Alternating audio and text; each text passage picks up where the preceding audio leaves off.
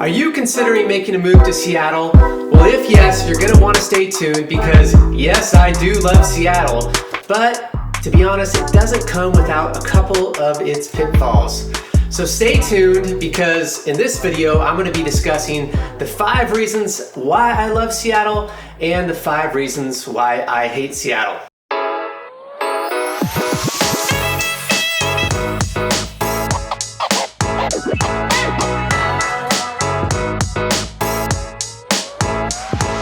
Hi everyone and welcome back to my channel. My name is Matthew Chapman and I'm a local national real estate agent here in the greater Seattle area, and I specialize in onboarding sellers who want to sell right and sell smart, as well as working with out-of-towners looking to relocate to the Seattle, Bellevue, and surrounding areas.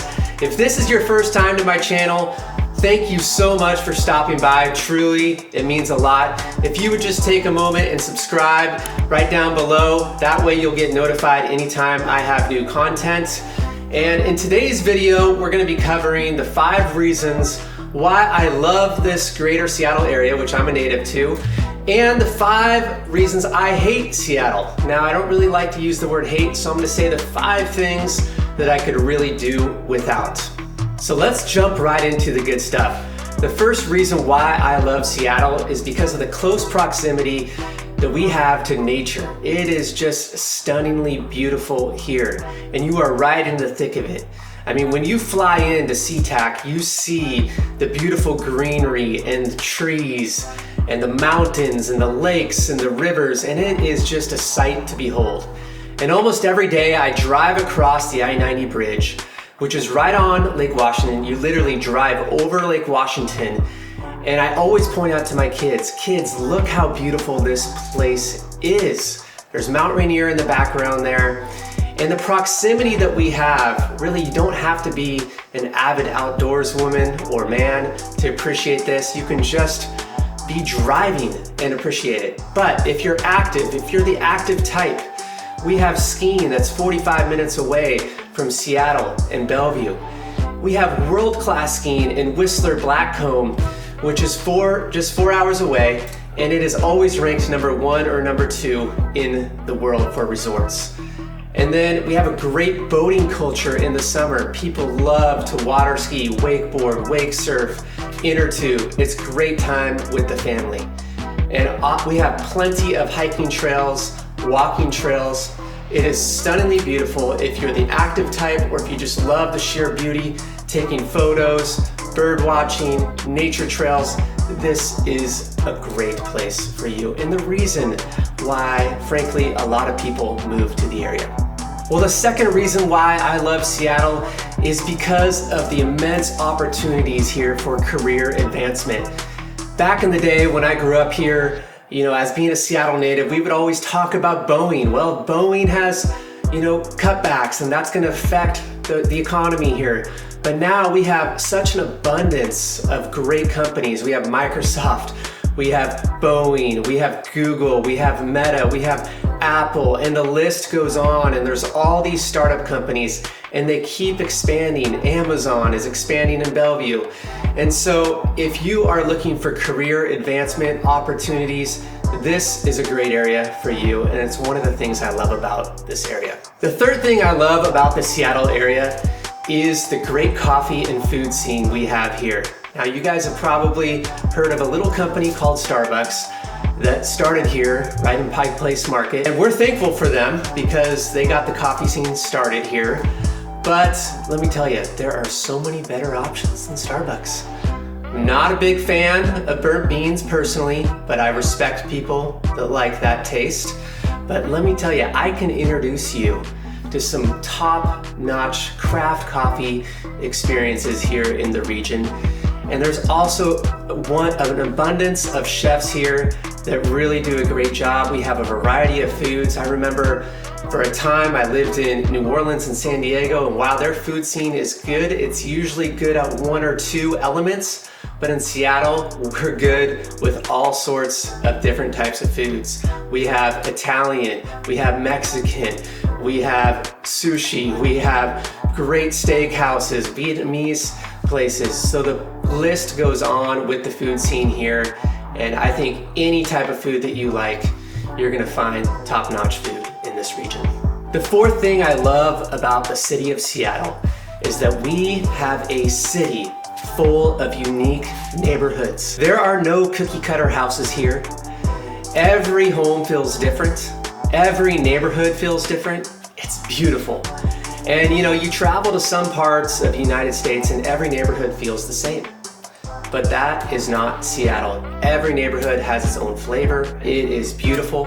And really, as being a Seattle native, I can help point you the right direction because everybody likes a little bit of a different flavor. And depending on what you like, we have just an abundance, a variety of neighborhoods for you. We have neighborhoods that are walkable. We have neighborhoods that have spacious lots. We have neighborhoods that are in close proximity to stores. We have neighborhoods that have you're right next to hiking trails and golf courses. So whatever you're looking for, this region, it has. The fifth and final thing I love about the city of Seattle is the glorious summers we have here. Now in Seattle, the locals call it freak out mode. When it's sunny outside, everybody freaks out, everybody's outside. But in the summer, guess what? It's normally always sunny. People tend to calm down a little bit. People get outside, they're with their neighbors, they're doing barbecues, they're hiking, they're walking, they're boating, and there's lots of parties happening. And it's a time for the community, the neighborhood to come together. And it's when people go camping, people are just enjoying the region, people on walks with their dogs.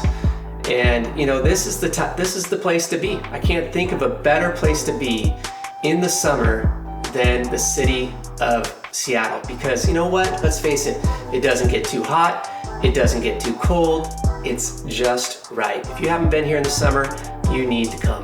So now that we've talked about the good things in the city of Seattle, let's talk about the 5 things I could really do without. The first thing that I could really do without is the cloudy and the rainy weather here in this region. I know you've heard about it and I know you're scared about it. I'll tell you, it is overcast here a lot. To be honest, I'm gonna be transparent with you. We do get a lot of cloudy days here, but the weather, oftentimes when you look at the weather app, it says cloudy, cloudy, cloudy in the fall, in the spring, in the winter as well. But we have partial sun breaks throughout the day that the weather app doesn't often reveal. And we are always surprised by beautiful sunny days, even though it says cloudy sometimes. So on average, I want to be transparent and say, yes, we do get a lot of cloudy days, but we don't really get a lot of rain, like downpours of rain. It more just kind of sprinkles, and you really don't need an umbrella, although you can use an umbrella if you want. You don't need to be offended. We're not going to make fun of you if you put that umbrella over your head. Even me, as a local Seattleite, I put that umbrella over my head sometimes.